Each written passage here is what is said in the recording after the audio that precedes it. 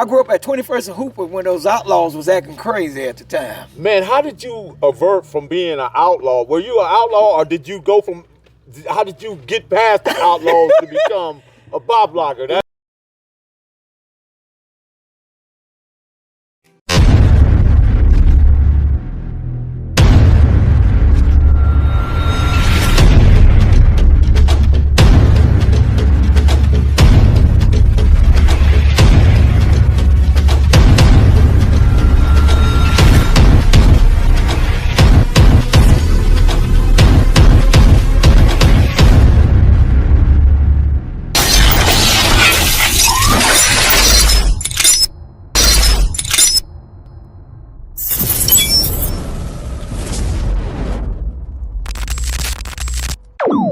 About humanity, putting truth in these lines while they busy feeding lies. When you got that tunnel vision, gotta open up your eyes. Wake up and go to sleep. Man, I'm praying all times. And to my guys, ain't no other side. This for my brothers, I'ma pray with y'all shine. Lock the door. Postman. Go ahead, lock the door. Lock the door. Go ahead, lock the door. Yeah, you already know.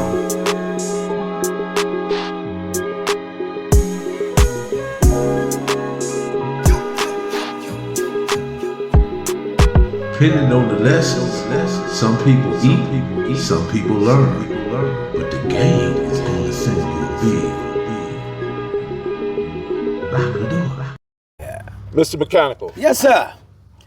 Talk to me, man. How you doing, man? Oh, I'm blessed, my brother. How you doing, sir? Doing great, man. Yes, so you're famous for mechanical moves, man. Yeah. So give us an idea of what that is. I call it now a move within a move, like gears. Mm-hmm. And it's a move that was invented from the movie Tron back in the 80s. And I picked that up, but let me go back a little farther. Go ahead. There, during the time of the 70 era, I was a drummer in the band. So we had Derek and LeBeau was with me at the time. And Derek came and told me, said, when we get a group together, and we saw a group now called the LA Connection. In the LA Connection, we had my teacher name, who taught me the robot name, Reggie. He lives out here now. Are you familiar with the Robot Brothers? Yeah, I used to go against one of them. The one in the middle. Okay. Yeah.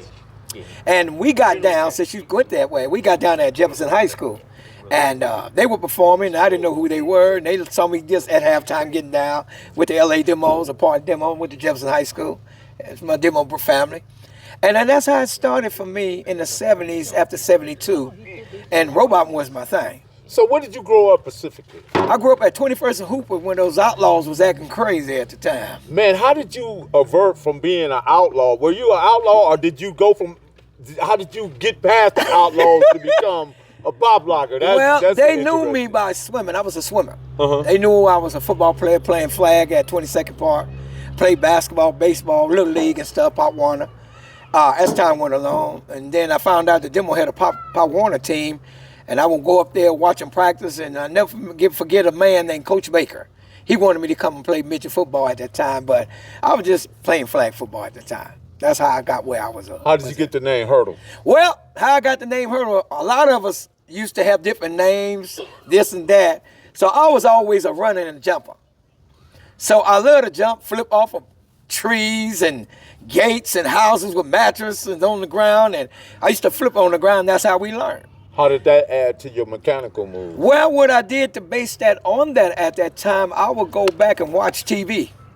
And when I would watch TV, I would start putting projects together, little things. And just like, open a door, I would try to invent a door, do stuff like that. And that's how I got that name. What's interesting, all you guys have interesting ways of learning and training yourselves. It's kind of unique to the next guy. Yeah. But you guys was somehow able to bring it together and make this art form called popping and locking. And I don't know how to frame it, but I'm going to let you frame it. Frame it for me. Well, at the time when I really got deep into it, we had contests at 20th Street Elementary School. Like I said, me, Derek, That's my co-founder. And LeBeau Hunter, he was the coordinator of finances. And we would save money with bottles and, you know, them little penny candies and bottles and Coke bottles back in the 70s. We would mess around and get that and get gloves and Apple hats and little shoes or whatever we need with All-Stars, because that's what everybody, really big back then. Apple hats. I see people don't know about the Apple hats at the time. I got one. You know, Apple hats with we got our basic uniforms from the lockers. The original locker with down Camelot and everything. That's interesting. Yeah. Who were first? The group that we really saw was the LA Connection. We picked up what they picked up and we ran with it.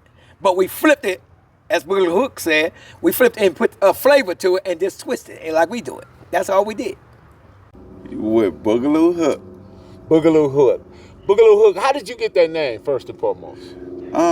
Actually, my friend T Tiger gave me that name at Fremont. My best friend, rest in peace, love him to death. My right-hand man. Everything we did together. And that's how I got that name, from T Tiger. Right. Where did you grow up at? Grew up on 48 between Compton and Hooper, and grew up on 67 between Central and Hooper, down the street from Edison. So by your name being Boogaloo Hook, was it fair to say that your style is Boogaloo? Not really. No, so what is your style? Every style. Every style. Yeah, everybody that I grew up watching, Bop and Dre, Doney, T Tiger, everybody, just like him. We just seen everybody. We wasn't biting. We just seen it, and we changed it, and we liked it. Whoever style was whoever style, we did their style, but changed it and added a little bit of all style to it to make it all style. There you go. So what was your earliest years you start? What would you call it? Popping, locking? How would you address it? You know, we started out popping and break dancing, but break dancing we used to get our clothes dirty, so we didn't like that. We was too clean for that. Wasn't that more New York style? Breaking is. Popping is more LA. Okay. New York, they never really knew how to pop lock. They mostly break dance. What is the difference? The difference is popping is more control, I believe, and breaking is just freelance. Pretty much, yeah. You can do a little bit of everything when you break dancing. Pop locking is an art. You know, people looked at us different. I mean, you know, different races.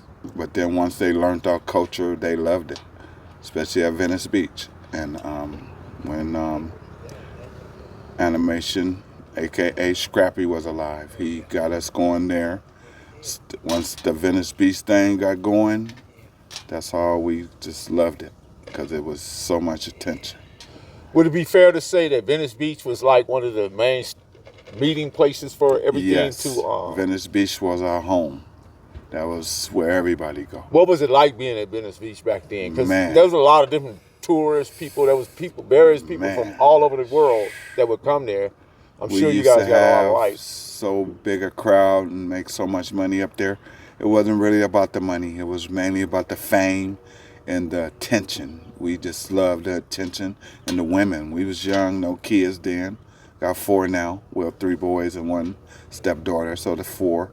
But we had no kids, so it was all about being clean, jerry curl, hooked up and popping and just showing everybody who the best. And there So, was so Jerry much Curl, competition. Luster Silk, Yes, or Hawaiian all Silk, that which one were back you? Then. I was Jerry Curl.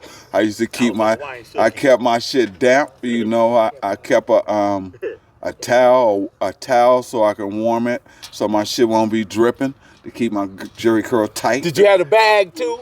At home, but I never came out ghetto like that on the street like that. That shit was too ghetto. That shit was too ghetto. We was more prestige and more professional, especially once we started doing shows and knowing that we was better than what we was. We got Anthony Tripplett, a.k.a. Doney, a.k.a. TikTok. TikTok. And what's your famous move? Sinbad and ticking. Explain Sinbad. I never heard that. Sinbad is when you can just, I gotta stay, I can't do it. Get out of here. Sinbad is a style where when you do it, you just start off and just moving your arm everywhere. in different rotations, your head moving, your arm, and your feet and everything. I can't do my feet right now, but just moving all around. Okay. Just you start off with regular waves, and then you just take the waves different ways, and just take it, and just stop and pause. One of them keep going, and the other one stop. You know, that's all that is. And ticking is just. You know what I'm saying? That's what he was talking about. Over there at the bubble. Okay. I got it. That's ticking. You know what? I never knew that them moves was called that. You just opened my mind up because you guys, as you talk, you're educating me. All right. Because in the 70s, I grew up with all that. And like I was telling you earlier, one of the famous songs I used to see the guys break to was Jungle Boogie. From Kool and the Gang. And I'm sure there was other songs, but that was just, that one right there used to get me. So, Tick, where did you grow up at? I grew up in South Central. Specifically area, South Central. Yeah, right between Hoover, between Florence and Manchester, between Figueroa and Hoover. And what school did you attend? Well, I attend Crenshaw, 10th and 11th grade. Left Crenshaw, went to University High, the summer of the 11th grade, and then I did the rest of my 11th and my senior year at Fremont. So what year did you become a locker or start popping? Okay, I was locking back in the 70s and roboting back in the 70s, but I picked up pop locking in 1979. I was playing Little League football for Athens Park Packers, and we won a bowl game out there in San Jose in Palo. And none of us never seen popping before in our lives, because all we was doing is locking and roboting. We went out there to Palo. East Palo Alto? Yeah, and them dudes was, it was, let me just do this right quick. Because popping really wasn't like what we do now. It was just certain moves that they was doing. Like just a step, and the twist-o-flex, and then the wave. That was it. But them moves that they did just blew our minds, because we ain't never seen that before. We ain't never seen nobody just hit, you know, and they was hitting, and we was just locking, you know what I'm saying? I can still do it, but I'm kind of rusty, you know, and then we was just roboting. So this is a first that now you're introducing new information to, because I never heard that East Palo Alto had an influence on this particular culture. So, on me it did, because I don't know where a lot of other people got their stuff from, but I got mine from East Palo Alto. Man, that's that's awesome. where I learned from. That's awesome, man. And then I took it to my junior high school, because I was in the 9th grade then. Shout out to the Bay. Yep, and I took it to my junior high school, which was John Muir Junior High School. Entered the talent show. Nobody never seen popping, and I brought popping to John Muir, to my junior high school. And from then, all the fellas started learning it, and we had a thing at junior high school. We started pop locking. Dr. Who? Yes, sir. How you doing, man? I'm good. Man, tell us how you, you know, you already told me how you got the name, but I want you to give it to us again, because we're doing this, and everybody want to know how you get the name Dr. Who. Well, I was in junior high school, and I used to go home, make me a peanut butter and jelly sandwich, pour me a glass of milk. Peanut butter and jelly was big back then. Yeah. And I would put it on this channel. It was a UHF channel called Channel 52. A lot of people my age. Speed Racer used to come on that channel. Okay, you already know. I don't know how we stumbled upon that channel. I guess we were bored as kids, but they had a show called Doctor Who, and I loved that show. And so when I became a dancer, I had to come up with a name. I was in another crew I started called Midnight Strollers, and they used to call me Sir Vic. And so I went from Sir Vic, and then Royal Flush came, and then I changed it to Doctor Who. Doctor Who. So being Doctor Who, what was your moves? Or you say all your moves was like? I did a little bit of everything. One of my specialty, along with Tripplett, is Sinbad. And I just do a little bit of everything, you know. I love dancing, and whatever floats my boat, that's what I do. A little bit of Boogaloo. Give us an idea of what your moves are. All right. Well, how about this? And what we call that? Those are waves. Those are the waves. Yeah. It seemed like everybody kind of incorporated waves into their style. And Yeah. That was like, was that like a go-to? Was that the 101 for popping? Well, see, everybody could do waves, right? But not everybody could do waves. You see? What do you mean by that? Because some people do a wave and they just go like this. They just throw it out. Just that one look? Yeah. And some people are cool with it, but then some people can be graceful. Make it like a matrix. Yeah. You know what I'm saying? So it all depends. So some people had great waves and some people didn't. Mm-hmm. You know, that wasn't one of my specialties, but what school did you go to? I went to Mount Vernon Junior High School and LA High. In LA High? Yeah. And what is LA High? That's far on the west side, right? Yeah, I'm from the west side. Okay. West side. Yeah. So what was it like on the west for you guys? Man, you know what? It was fun and crazy and dangerous at the same time. What do you mean by that? It was all that. Well, what era are we talking about? 70s, 80s, 90s? We're talking about like late 70s. Late 70s, you know, we had Arlington Skating Ring first, and everybody was over there, you know, skating, having fun, banging. And then World on Wheels came about, and that was our house, World Flush, that was our house. We actually built World on Wheels. They used to actually broadcast. World on Wheels is going, World Flush at World on Wheels. And, you know, used to bring all the people out. Cali finest, baby. Proof of grind all the time. Music money. Got a dollar sign. Hub City. I'm a street nigga. Streets fuck with me.